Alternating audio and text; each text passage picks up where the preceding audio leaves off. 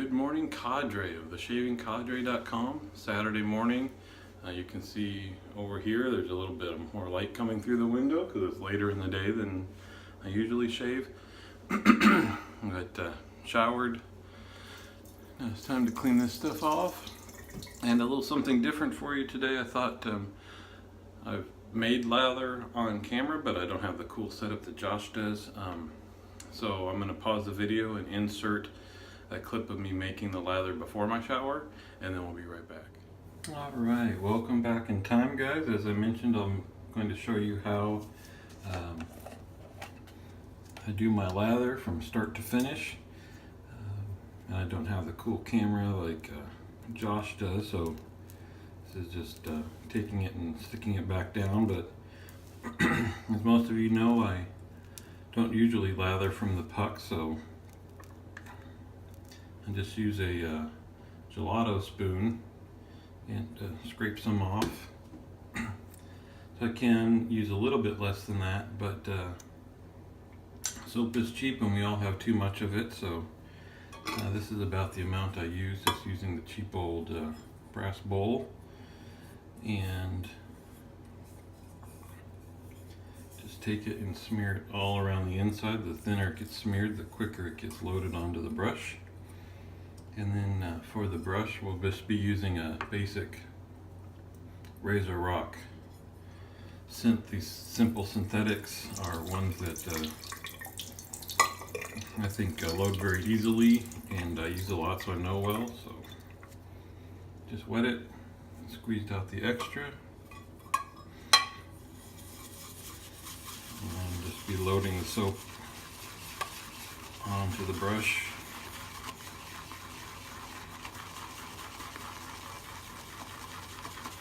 As I mentioned, I tend to use this kind of a KitchenAid type of movement where it's little circles going a bigger circle. I find the little circles, I don't know, it's just my habit of like whipping egg whites or what have you.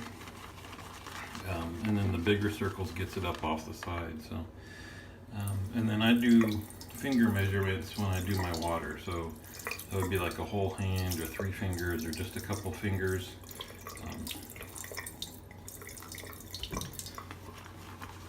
I don't know. So you get a little water in the bottom, and I just work it in. And once it's worked in so it won't slap all over the place, then we go back to the little circles and the big circle.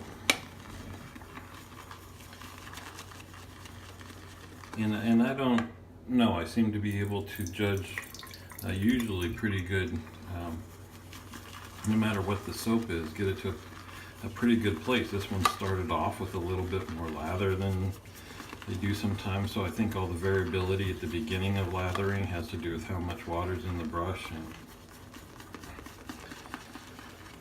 how much soap I'm using. But adding water this way seems to do it in such a manner that it's if you count on one hand, I think the times I've blown past the water band and made it a little bit too thin. But and it's likely that given the amount of lather that I'm making, because you guys that face lather, I know that you've got lather left on your brush after you shave. But look at this. I mean, this is maybe a touch more than I normally get, but here's a brush full, and there's still a decent amount in the bowl there. So I would imagine that I'm using more product than you guys are that just load from the tub and face lather. But like I said, if I ever use up a soap, it'll actually be exciting for me. So there we go. I'm going to leave it at this point because I'm going to shave and come back. So it might be okay adding just a touch more water, but I'll save that until after my shower, and I do that just kind of at the very end.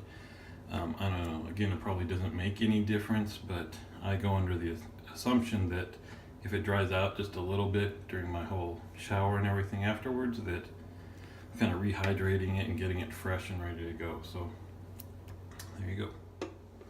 So there you go. My apologies. I think it's probably vertical instead of horizontal. That's laying the camera flat. It's not very obvious, I guess, which way it is. So live and learn. More video production learnings for me. But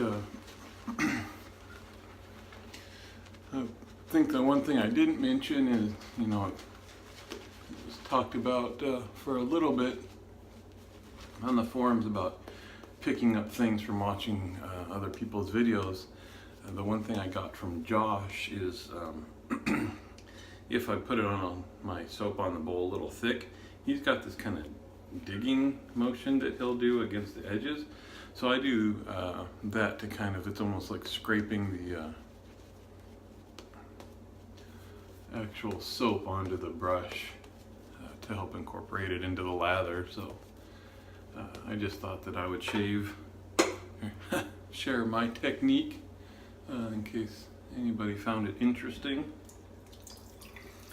Today we're shaving with Strop Shoppe London Morning, and it'll be another straight-ish type of shave.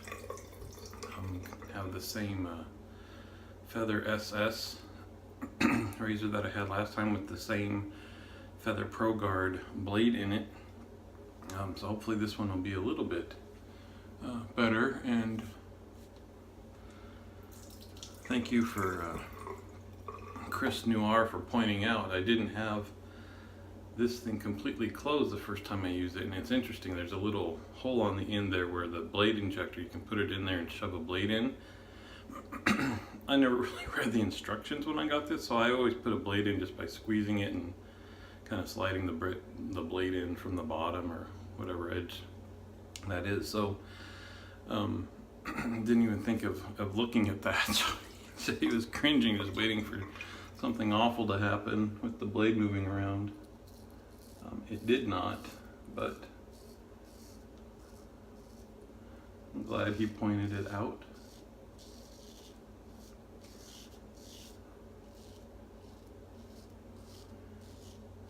So as I mentioned, I had been pretty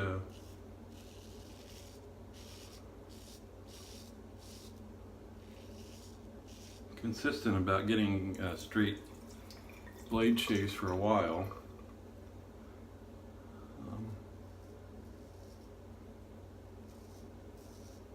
And then I think I just needed a break from the continual concentration.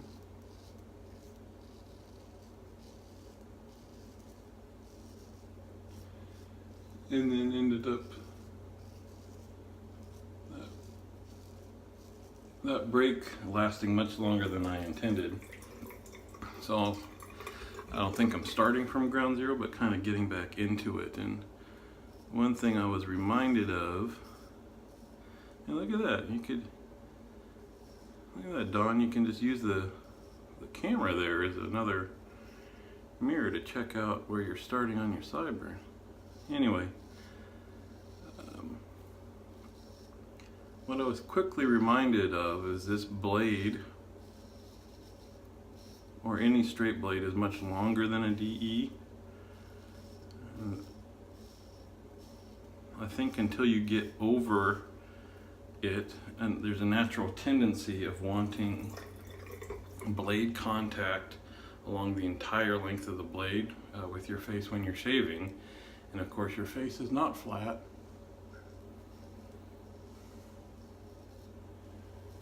So it's kind of interesting. This is the same blade that goes into my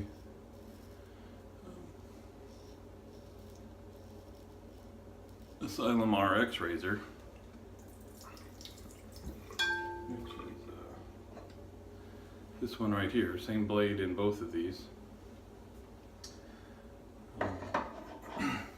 But I guess because it's a different razor,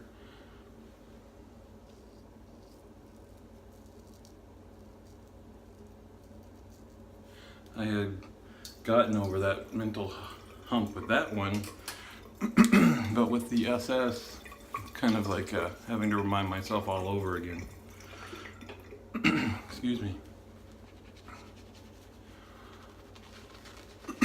So I was finding myself on those first, at least the first shave for sure, maybe a little bit on the second one, not realizing that, I was thinking I was doing light pressure, but then I was also worried about, hey, I'm not removing enough hair, and trying to unconsciously add a little pressure to smooth the skin out to touch the blade along its entire length. And I'm just not experienced enough to know that that's something that I'll learn, or face geometry, for everybody is different. So I can see in the videos we all do some different strokes than each other. Part of that, I assume, is just habits we got into, but some of that I'm sure is facial geometry. We've already talked about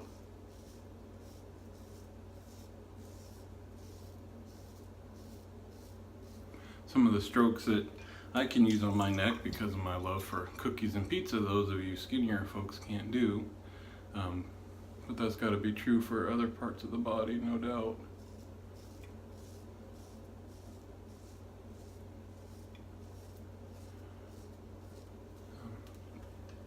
So anyway, I was just saying that I don't know if, as I gain experience, I'll kind of find techniques and angles where the blade is touching more at the same time, or what I'll learn is just that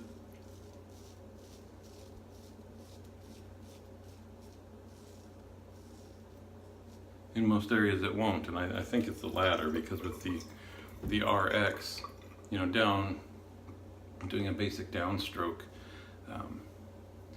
it'll touch the whole face, but not on the jawline or neck or anything.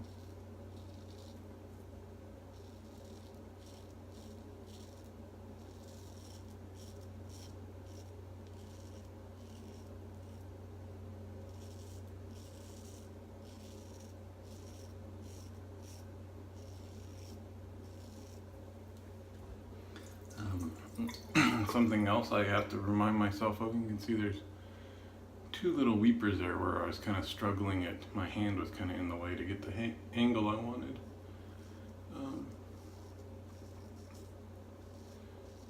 Is when I'm learning here, instead of long strokes covering the whole face, as the experienced guys can do, I need to just do short little strokes, each one concentrating just on that little area.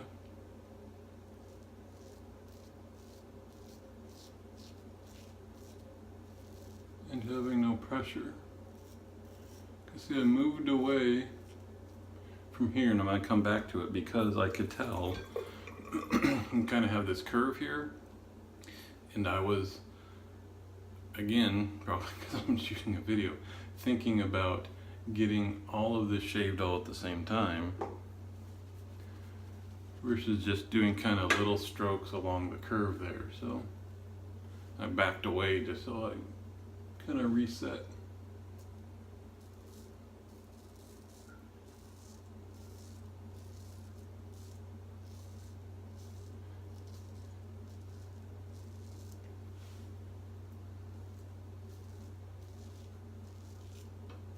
And I don't know if you can hear that, but going across the grain on my cheeks, it sounds like there's tons of hair left, which drives me nuts, which again will trigger a little bit more pressure. And just kind of like, there's a bunch of hair there, let's get rid of it now. But this is actually pretty cool. So this is what happened with my last shave that I didn't do on a video. This will dry down to a BBS after 2 passes, which is interesting that the very last shave I did was the first shave that I've ever gotten that close with 2 passes, which is interesting because the RX that I just showed you is super efficient, and I've tried just a 2-pass shave with that and it doesn't work. I need all 3 directions. But this, I'm going to do a little cleanup on it, but I'm not going to go over it again with a straight. This side just along here has a little bit left, so I'm sure one against the grain path, so it's still the neck. So we'll tempt fate here a little bit. In the last shave, this worked really well. I did got a little cocky because the shave was going so well and I was doing such a good job of thinking about pressure and angles and all that stuff. I did the kind of the stroke of death for me, which is straight down, which will get me nice and clean, but it'll also irritate the heck out of my neck. But it actually worked. And some people have said that is that once you get your technique down, you can get the straights can be much more efficient and much milder than any other razor. And obviously that the amount of time it takes that technique where it'd be milder is years and years away. But this will be a huge win. I was trying to figure out angles to do my neck at that was just all convoluted, and my arms were in front of my face trying to go sideways, all sorts of stuff. So this will be a test if while I'm shooting a video we can do this mild enough that it has a good outcome.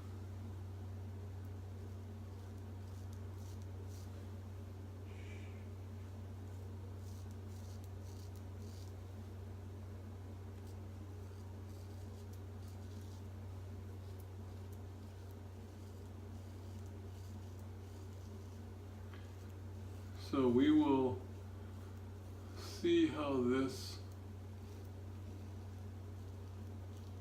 comes out. I'm happy with the pressure that I'm using, but from the sound of it, it doesn't sound like I'm getting really any hair gone. So this could be a happy surprise, like, hey, I'm learning something. Again, just trust the blade.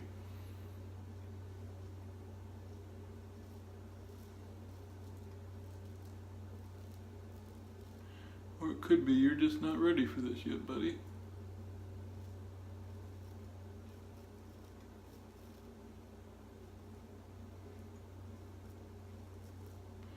You can see, I don't know if you can see on the camera there's some spots where it seems to stick a little bit. That's the major problem I have when I switch to an actual straight. That seems to happen a lot. And so it'll be interesting when I get ready to go back to a full-on straight, if I can get suggestions from the cadre, because I swear I've tried every angle under the sun, different pressures, and it still does it. So that's why I'm not really onto the straights yet. So let's see. I would say not bad. And that I'm probably a little hard on myself in this aspect, because if this was a DE shave, I would be frustrated with it. It's certainly DFS or damn fine shave, because we're completely smooth that way, smooth this way, not smooth this way, and that's the direction that I have issues with. This side is actually pretty good, and it might dry down to BBS. This one wouldn't. This whole area right here just needs one good swipe this way. And so because I'm stubborn and I need my BBS, we'll go with the Timeless, which I mentioned in my journal. Seems to be a magic razor for me. Super mild. Learned how the angle to shave with it, so I can get a BBS every time. Never irritate. So there's that hair left there. I guess a little there. Again, just from audible feedback.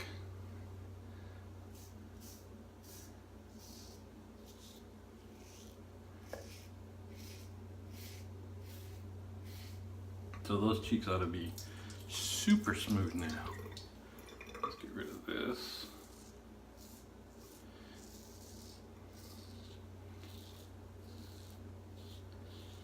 So even though I need to finish up with this and doing basically a fourth pass, which would normally not be a great idea on my neck. I finally have a good combo here that I've learned enough that the pressure with the SS is not irritating the heck out of my neck.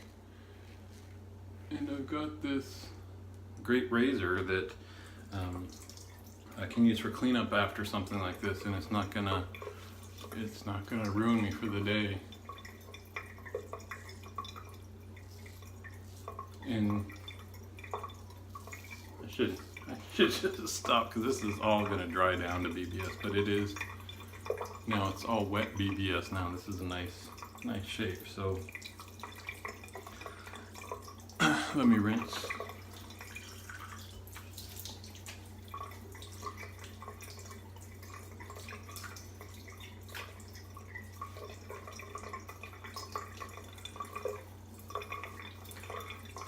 All right.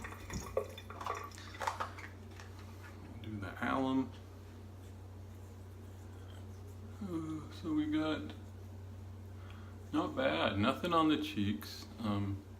Got some sting there, and that's really it. So progress, right? I think the result of that was a DFS with this straight that can easily cleaned up to a BBS. So my plan is to get a couple more of those under my belt, and then attempt to go back to the a true straight of some sort. I'll rinse off the alum.